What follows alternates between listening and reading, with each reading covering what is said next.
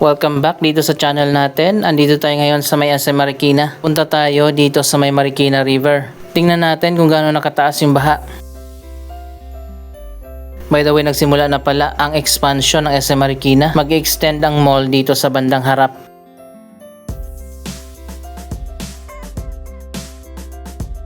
After 7 days, umaraw ng konti. Siguro mga 2 minutes lang. Tapos biglang umulan na naman.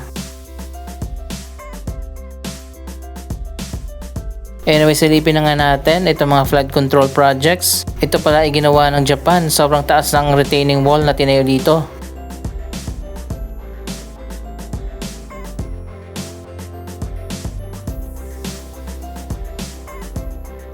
Hala, tingnan nyo, pinasok pa rin ng tubig dito sa loob. Bakit nga ba? Ang sagot, hindi pa kasi tapos yan.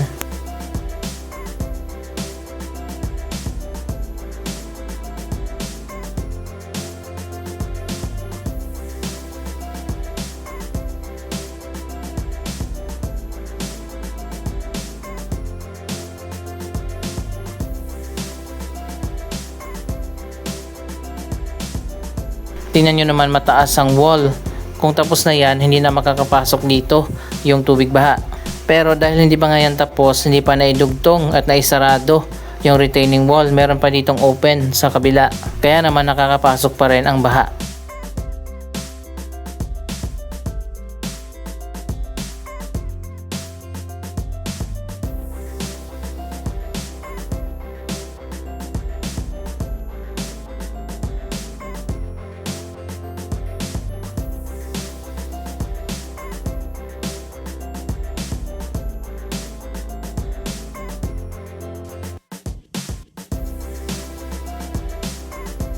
Tamang-tama lang yung ganitong height. Ayan, tingnan nyo naman.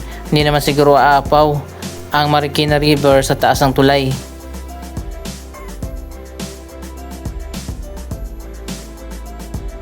Umabot na nga sa alert level 2 ang Marikina River, kaya naman pinuntahan natin.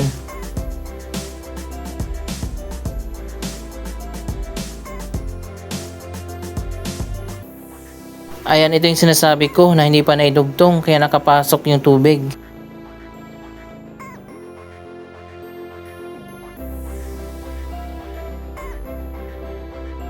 Doon naman sa kabila, nagsisimula pa lang yung retaining wall. Ngayon natin marirealize na napaka-importante talaga na mga ganitong project.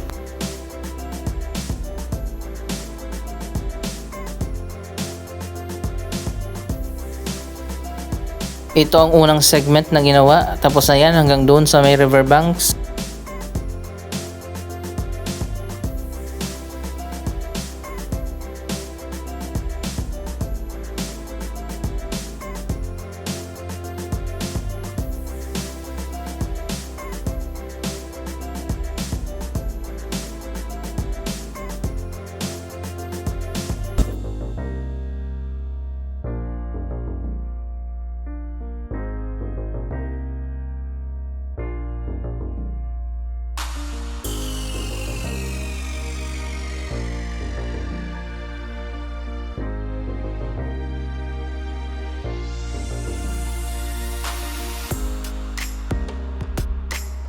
Sobrang lawak pala ng nasasakop ng Marikina River kapag ganito. Kapag normal na araw, meron pang malawak na area sa magkabilang side.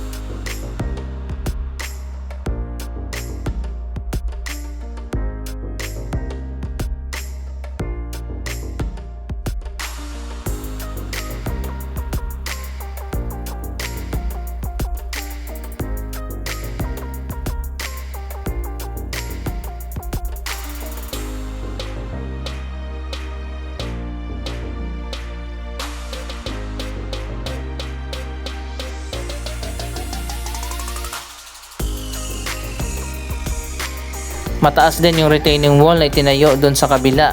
Pero nagsisimula pa nga lang yan at hindi pa tapos.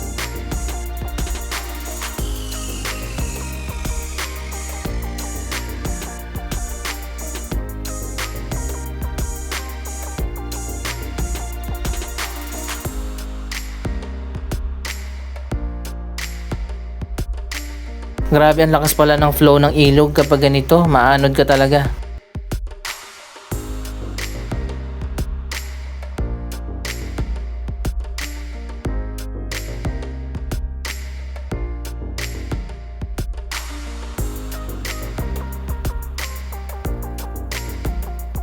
Dito naman sa kabilang side, ayan umapaw na rin. Wala pa kasing wall dito.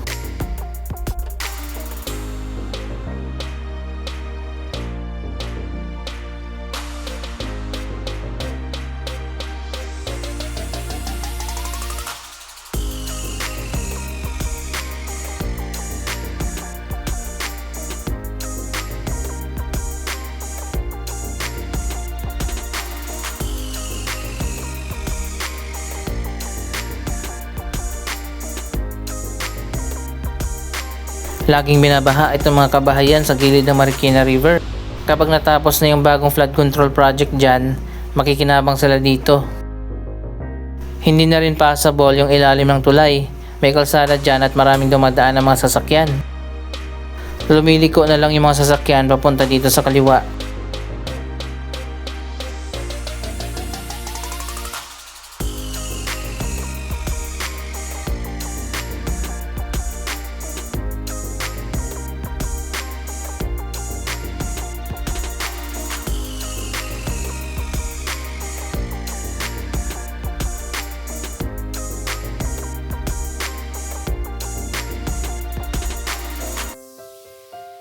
Dito pala nanggagaling yung tubig, lumulusot sa ilalim. Temporary nga muna itong sinarado dahil ginagawa pa yung bagong retaining wall.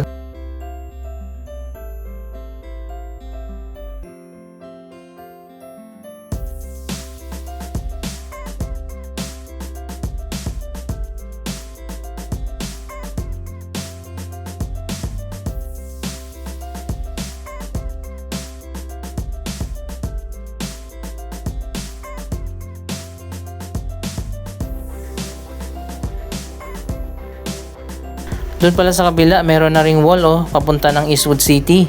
Yan naman ay i-connect dito sa dulo. Yung nasa ilalim ng tulay, yung pinakita natin kanina.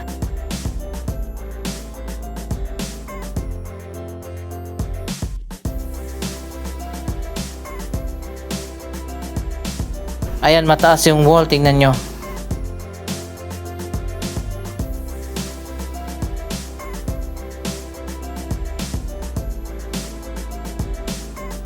Sarado pa nga dito dahil ongoing pa ang construction, inabutan na ng tag-ulan.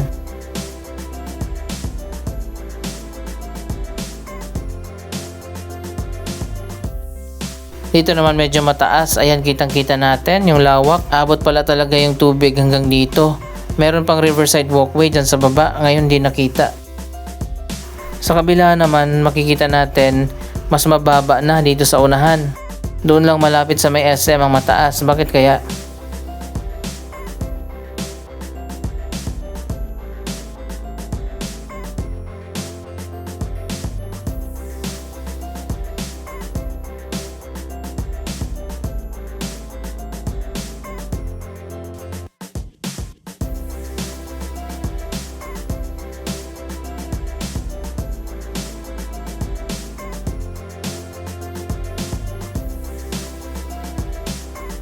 Ang lakas pala niya, tingnan nyo.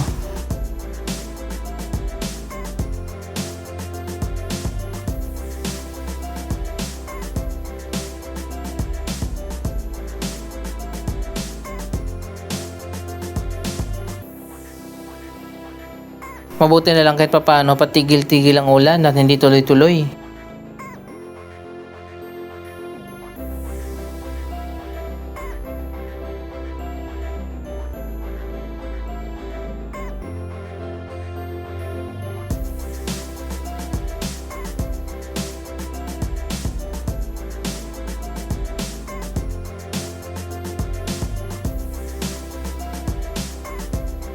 Ayan, makikita natin yung retaining wall dyan sa ilalim ng tulay na hindi pa magkadugtong hanggang doon sa kabila at dito naman sa may SM.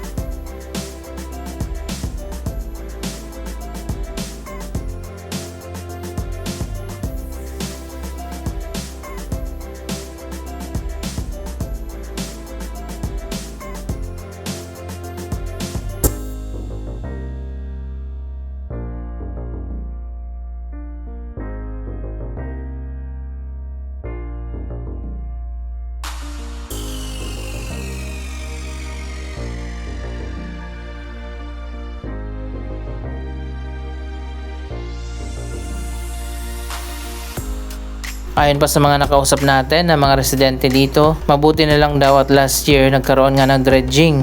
Hinukay itong Marikina River at nilawakan hanggang doon sa kabilang side. Kaya naman mas malawak na yung dinadaanan ng ilog.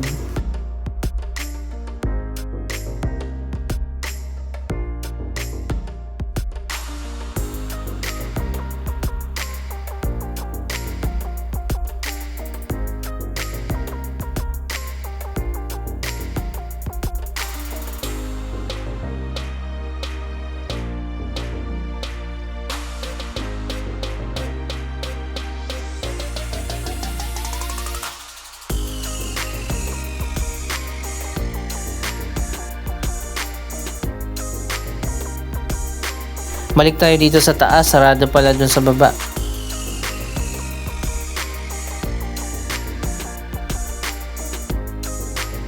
Ito pala yung palatandaan kapag sobrang taas na yung baha, lulubog na itong sirena.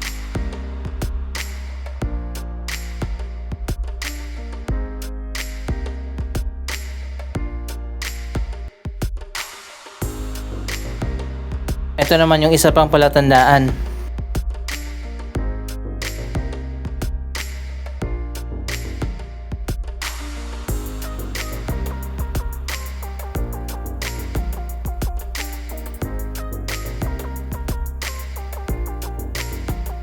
Sarado dito, di tayo makapasok.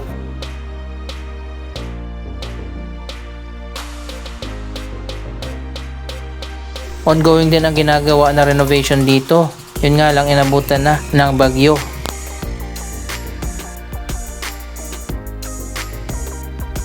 Para sa mga nagtatanong, buhay na buhay pa ang Riverbanks Mall. Napakalawak pala niyan at halos fully occupied pa yung buong mall.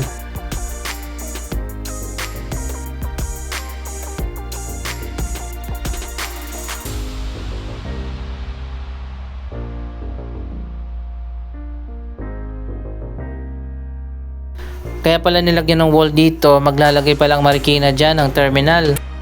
Tapos magtatayo ang DPWH ng dalawang bagong tulay. Isa dito sa likod ng SM Marikina papuntang Provident.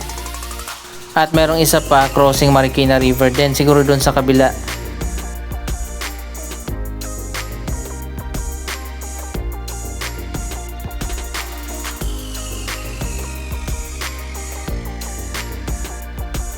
Naalala nyo ba ang pinaka-worst na nangyari dito sa Marikina River ng Bagyong Ondoy? Ang tubig ay umabot lampas dyan sa mga bahay.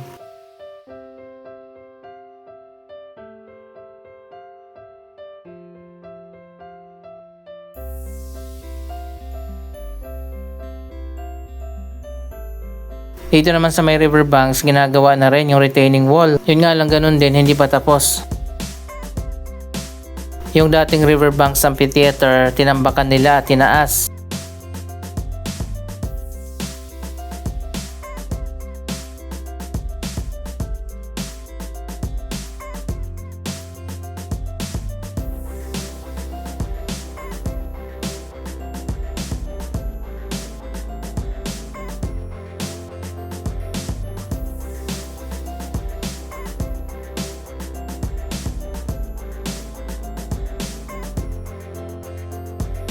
Magiging mas malawak na itong riverside area sa may riverbanks kapag natapos na yung ginagawa dito.